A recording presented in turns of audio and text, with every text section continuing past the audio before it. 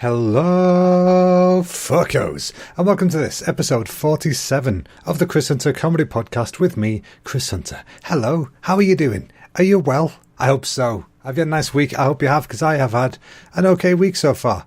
As you may recall, first things first, happy birthday to me. It was my birthday last week, you bunch of bell sniffs, and I had a nice little birthday. I turned 31. And you know what? It wasn't scary. I thought it might be a little bit scary, but no, I feel young again because I'm in the lower 30s now. It's like, boom, you get to reset. You went from being 39, the end of your prime, to being 31, the beginning of your new prime. And that's how I'm treating it, you know. 31 is the new 21, okay? I'm going to be looking lovely. I'm going to be fab. I'm going to get the lashes on. Going to do some orange stuff on my face. I'm going to go out and get all the lads. I'm not sure what that was, but I agree. Grab 31 by the balls and get it done. So it was a nice little day. Luckily, my birthday fell on a Saturday this year, which normally I'm in work on my birthday, so that was a nice treat. I got to do my usual, go for a nice tasty-ass burger, get a tasty-ass dessert, come home, but this time I came home with a video game because it was my birthday. So, yeah. We went to a cafe at the end of the universe, as we almost always do on a Saturday, and it was, as usual, spectacularly tasty. This week's burger was called the Bandersnatch.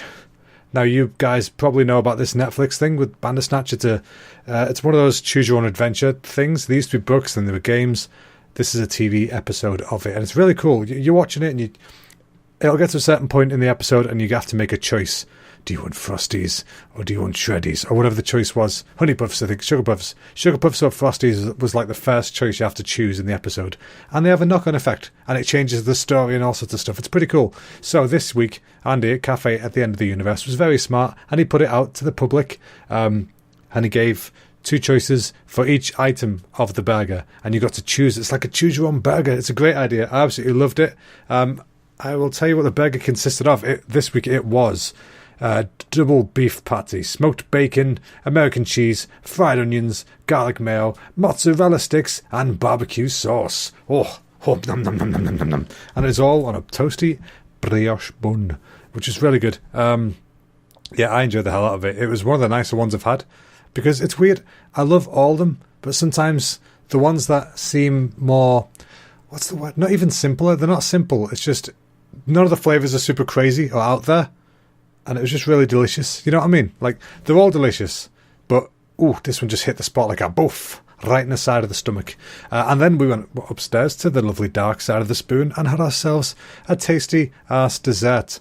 I had an Earl Grey tart, because that is me, a tart. No, it was an Earl Grey panna cotta. And, oh my goodness, it was right tasty. I enjoyed the crap out of that. I don't think I've ever had panna cotta on its, in that form. I've had it in ice cream before, and that's the only way. And it was really good. It tasted like Earl Grey, and I love me some tea. I love me some Earl Grey, so I loved me some super tasty. You know what I mean? What the fuck? So my computer's just decided to move my list of stuff. So that was good. I enjoyed that. It was very nice. And then after we went for food and such, we went to game and got me a video game for maybe 50. I was going to get Battlefield 5. I've been wanting it for weeks, but it's still like 50 quid. And it's a bit steep. It's like 52.99. That's a bit steep for me right now. Especially with saving and stuff. I'm not meant to be getting games rarely anyway, so I'm going to wait until it goes down a bit.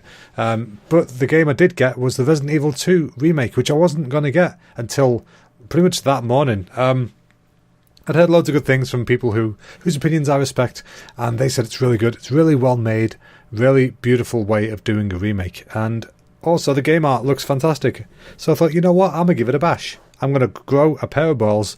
I'm going to try and get through a Resident Evil game, because I have always, as a child, I was always too scared to play them. I used to watch one of my friends play them. And I wish I could remember his name. We were good friends. But I have a bad memory, I'm afraid. I used to watch him play Resident Evil, and I was very scared all the time. I did try and play it a couple of times, but I just couldn't get into it because it uses a thing called tank controls. So, like, if you're imagining controlling a tank, you got forwards and backwards and left and right. But this is like, no matter where you are in the world, whichever way you're facing, forwards on the controller is always going to be the character moving forwards, even if they're facing like the wrong way. Does that make sense? Like in a normal game, you push the stick and your character goes in that direction. But when you're playing tank controls, you push the stick and the character will go that direction based on where they are right now. And that gets really confusing. And I can't handle the kind of pressure that a zombie game puts on you when you've got them kind of limited controls. And I get it's part of the design. It's part of the charm. But I could never get behind it. So I've never really got into the series. But with this one, I'm playing it. I'm enjoying it. I am scared of it still. It's a terrifying game. But it looks fantastic. So it keeps me attracted to it. I quite like the puzzle elements. Some of it does feel a little bit like 90s game design. Like, I had this bit where I needed to use no spoilers, by the way, don't worry. I needed to use a pole for something. And I found something else that had a pole on it. And I used the other bit that wasn't the pole and just threw the pole away. I was like, hey, I need a pole. Any chance I can keep that one? And the game's like, nah, bruh, that pole's gone. And I did not appreciate that, because that wouldn't make sense in a modern game to just get rid of a thing you had hold of. But alas, back in the day, we didn't have such pleasures as common sense. We only had whatever you could do on the console without the limitations. So, I completely understand that. I agree with it. It's fine. It is part of the charm. It's like, oh, you silly game. You goofy game. But yeah, so I recommend you get that, guys. It's really good. Like I said, it is scary. And I think you get two characters that you can play through as. You basically play the same game twice, but they have slightly different events happen, apparently. And you don't get the real ending of the game until you've done both, from what I hear. So I plan to do that. I plan to do both endings, if possible. I may puss out before then. Let's see what time will bring, shall we? Because time controls all, including my gaming habits. This morning was a pain in the ass. I drove to work and it was freezing cold today. It was funny, I heard on the news whilst I was getting ready, they said, there's going to be some snow and ice warnings for most of the country today. And I looked up, and normally they have like a little yellow blob where the snow and ice warnings are, and it'll be like, parts of Scotland and maybe a bit of Wales or something. Today I looked up, and literally I'm going to say 96% of the map of the UK of mainland UK was fully yellow. It was freaking frozen. Weirdly, the bit that wasn't was like North Scotland. And I thought, that surely North Scotland is always cold and snowy. But yeah, what do I know? I'm not a geography major. But yeah, so we got to the car, and as usual, it was bloody frozen over. Everything was slippy as fuck. There's ice all over the roads, and I hate that kind of driving conditions. I mean, I'm imagining nobody's a fan, so, I might be a bit of a moron for even saying it. But still, I don't like icy roads. Especially since where I park for work, I park in like a little separate car park from the office, and it's on like a massive slope, which is fine most of the time. But when it gets icy, that slope is insane. Because it's not your normal kind of, oh, it's a bit of a slope, I'll be fine. It's a proper steep one. Like if you get your arm, flan it out and then tilt it till it feels like it's way too steep for a car to be parked on. That's how steep it is. So imagine that in the ice. It's like last year when we had similar weather last year, and I took a picture and sent it around the office saying, is this anybody's car? Because it's just slid down the car park, which it did. It was not anywhere near the space it was originally left in. Shut up, alarm. What are you doing to me? What are you doing to me, phone? Sorry about that, folks. That was my alarm being annoying as fuck. It did remind me to speak about a topic, though.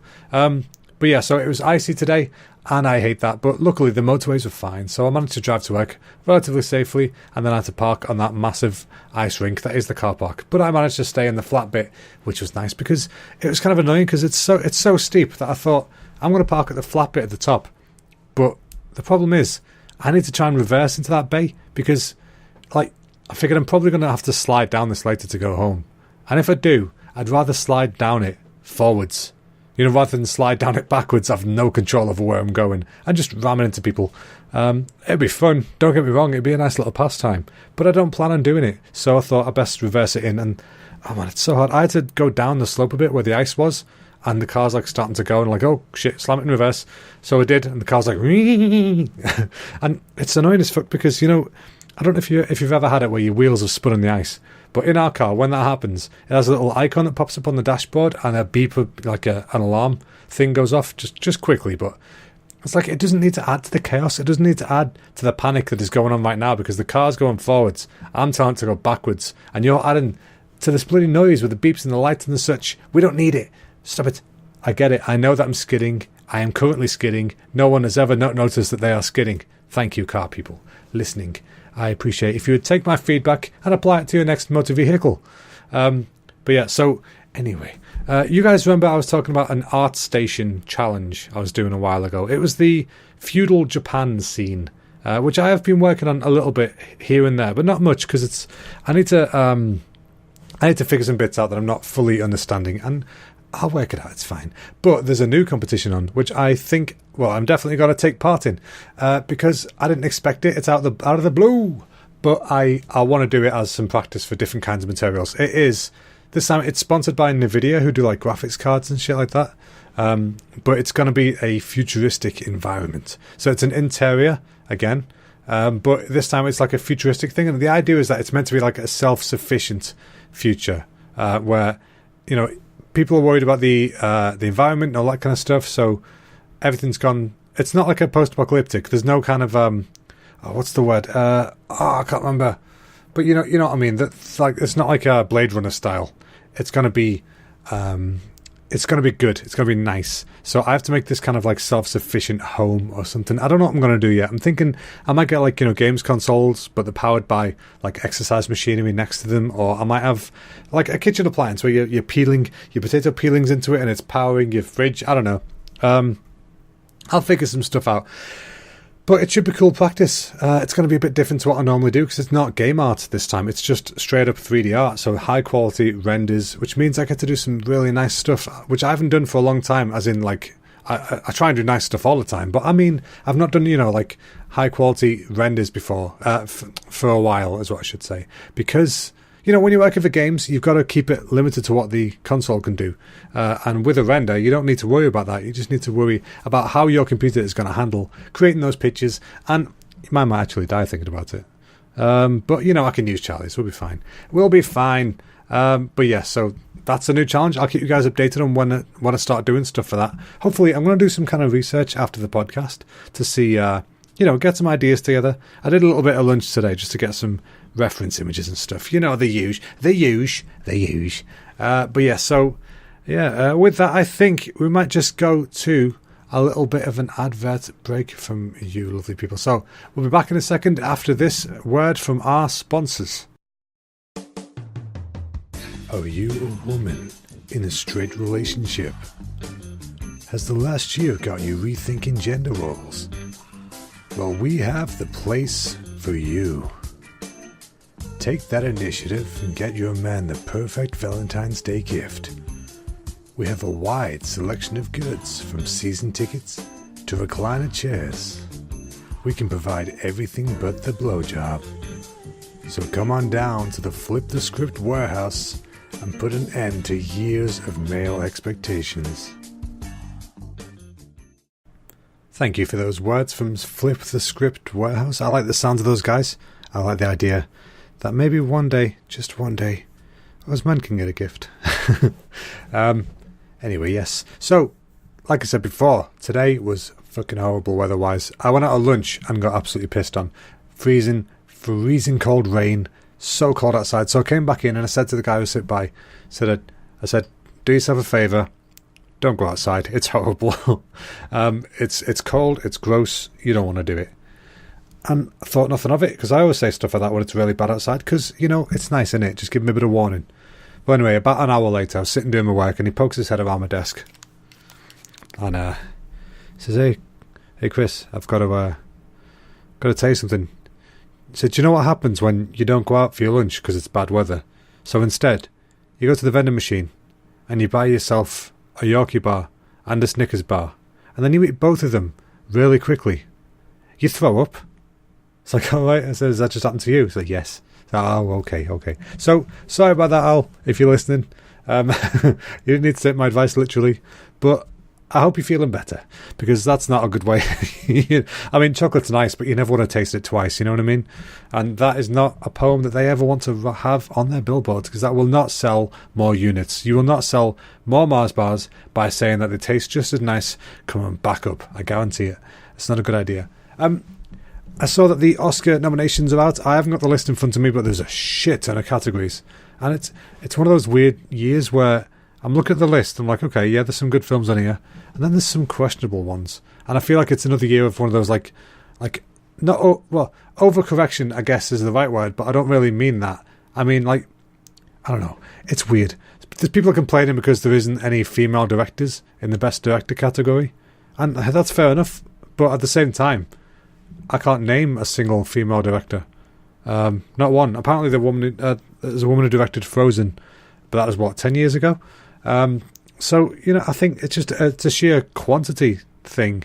There's so many male directors out there that it's just. I think just with the power of numbers, the law of digits, as it were, of mathematics. If there's more people out there who are male who are directing, surely that means that when they're picking for the top, however many, they're mostly going to be male because of the amount of people to choose from. You know what I mean? So I think it's just a case of have more female directors be out there. I know that sounds really ignorant to say that. I know what I mean in my head. I'm just not good at converting it to the word stuff, But I did notice that the Green Book had some not the Green Book, just Green Book, I think it is, had some nominations for Best Actor, Best Supporting Actor.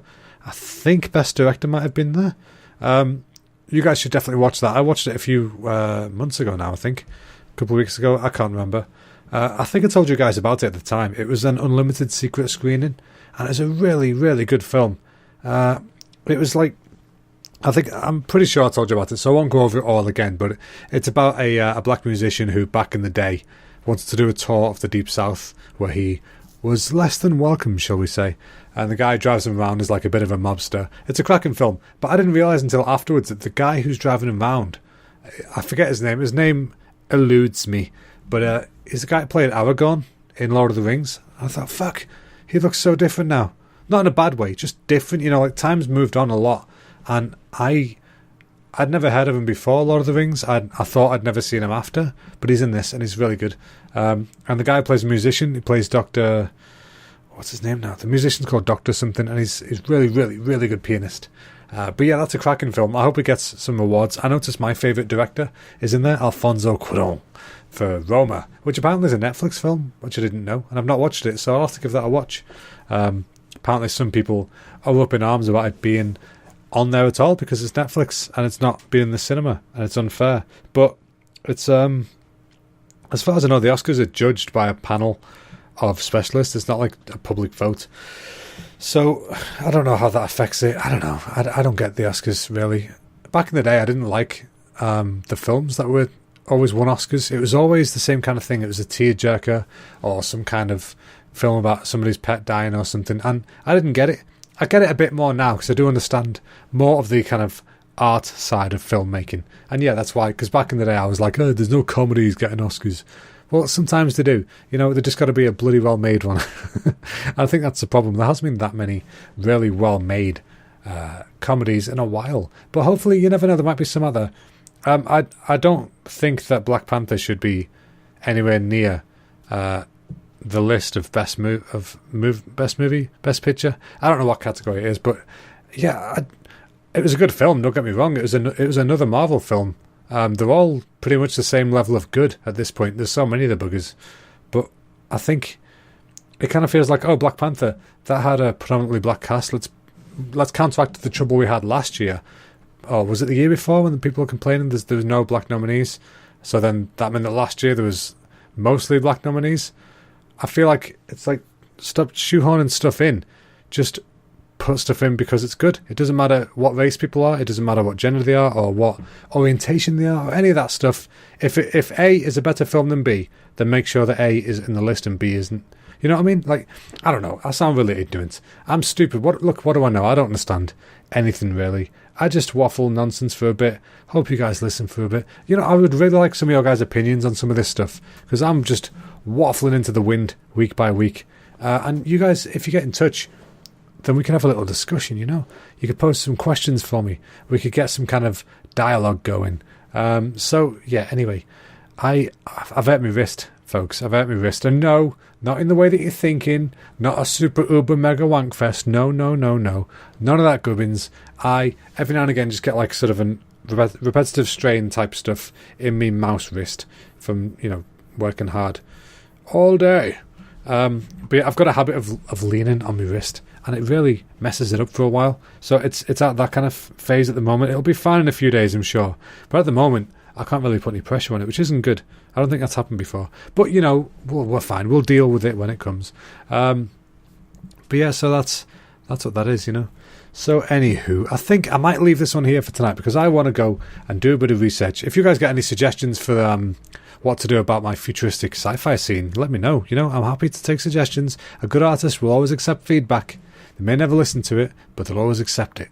But yeah, if you guys have got any questions or any suggestions or recommendations or anything like that for me, you can hit me up on any of my social media places. I'm at ChrisHunterCom on Twitter.